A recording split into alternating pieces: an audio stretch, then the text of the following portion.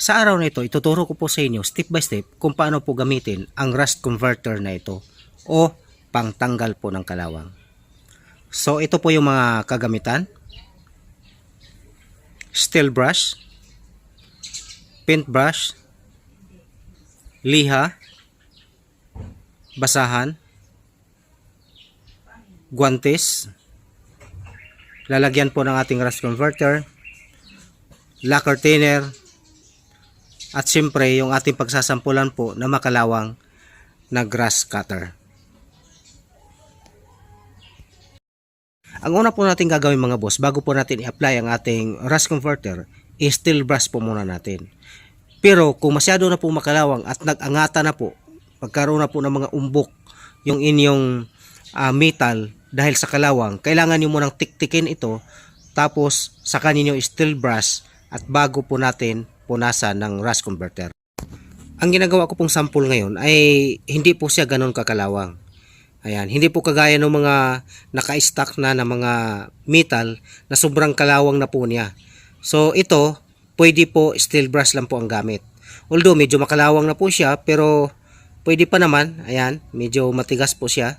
Hindi na po nabubuksan. So mamaya lalambot po ito. Ayan, kailangan po muna natin yung steel brush.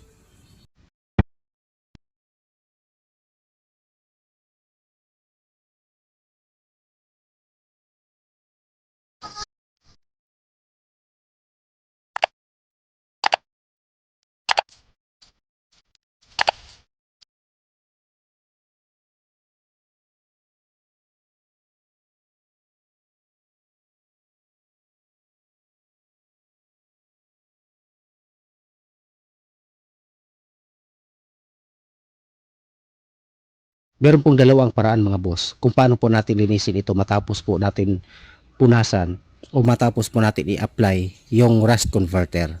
Unang-una, pwede po nating sundin yung mga nakasulat po sa instruction doon sa lata. Kung ano yung mga nakasulat po dito sa container. So ang nakasabi po dito mga boss na kailangan mo siyang patuyuin overnight bago mo siya linisin. So ang paraan po ng paglinis, pupunasan po ng lacquer thinner o kaya lilihain po natin. So ang problema ngayon, kapag ang chemicals inabutan ng overnight, magiging sticky po siya. So mahirap po siyang tanggalin at hindi po siya basta-bastang maalis kung bastang punas lang ang gagawin natin o kahit paliha mga boss, dahil malagkit po siya. So paano na lang kung malaking trabaho yung ating pupunasan ito? Halimbawa, yung mga steel trusses o kaya mga purlins ng mga malalaking warehouse o kaya sa bahay. So matrabaho po yun. Matrabaho po yun para sa atin. Siyempre, dahil yun ang instruction, yun po ang susundin natin. Pero mayroon pong isang paraan kung paano po mapabilis ang trabaho, dahil hindi po basta-basta kung lihain pa natin ng buong trusses. Kung paano kung building yan? O di, napakahirap nun. Mas madaling ipahid pero mas mahirap siya tanggalin yung lagkit niya o yung chemicals na natuyo dito sa metal. So may isang paraan po mga boss at ito po yung i-share ko po sa inyo. So ito po yun. Matapos po nating punasan ng rust converter, madali po siyang matuyo lalong-lalo na pag naka-expose sa araw. So kapag natuyo na, pag inabutan po na 1 oras, 2 oras, tuyo na po siya. Makikita niyo po yung metal na nangingitim na. Ngayon, pag nangingitim na yan, dahil tuyo na po siya, pwede po nating sundan kaagad ng punas ng lacquer thinner. Pwede po.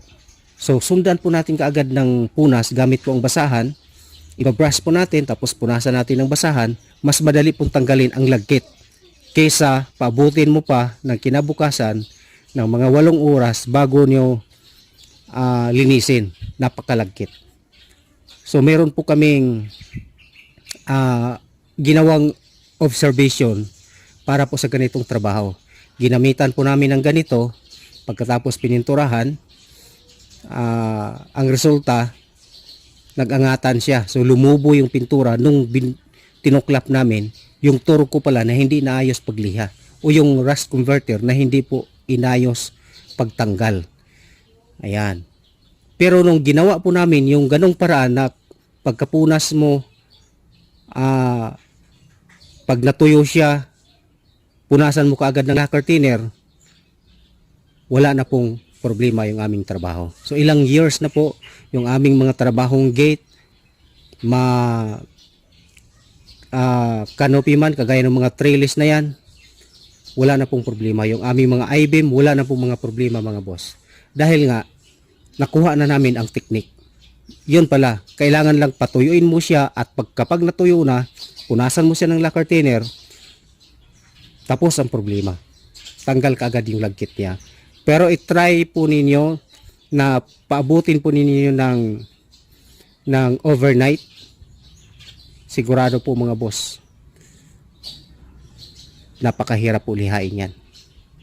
At kung magkataon pa mga boss, pag hindi maayos yung pagkalihan ninyo, mag-angatan yung inyong pintura pagdating ng mga 1 taon. So ayan. Ngayon dahil tuyo na po ito, dahil naka 2 oras na po, pansinin po ninyo mabuti. Ayan po, kasinag ng araw. So nagkaroon po siya ng parang mga white crystal. Naalis na po yung kulay ng kalawang, kulay black na po siya tingnan. Pero yung parang pangingitim niya o pamumuti niya, pag hinawakan niyo po ng nakakamay lang, ayan ganyan, malagkit po siya. So yan ang dapat alisin natin ngayon. Ito na po. So ito na po siya, lacquer thinner po. Ito po yung, so mas mabilis po siyang tanggalin. At kung napansin po ninyo, kaganina hindi po natin may galaw ito, lagi lang siya nakaganyan, di ba? Pero ngayon malambot na po. Ayan, so pinunasan na po natin yan ng lacquer thinner. At syempre dito na po gamitan po natin ng basahan.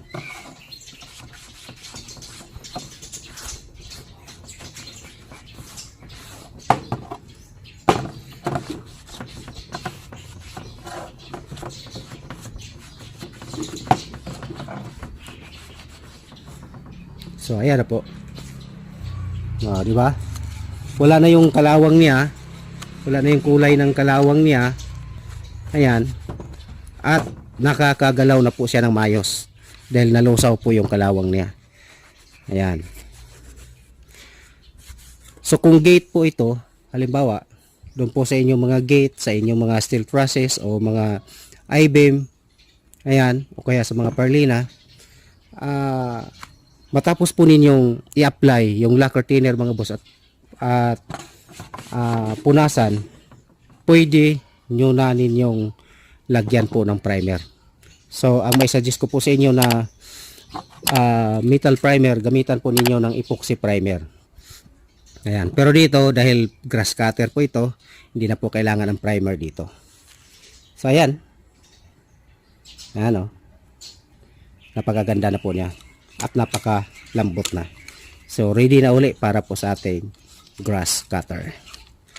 So para po sa mga hindi pa po nakapag-subscribe, mag-subscribe na po kayo mga boss at pindutin na rin ninyo yung notification bell.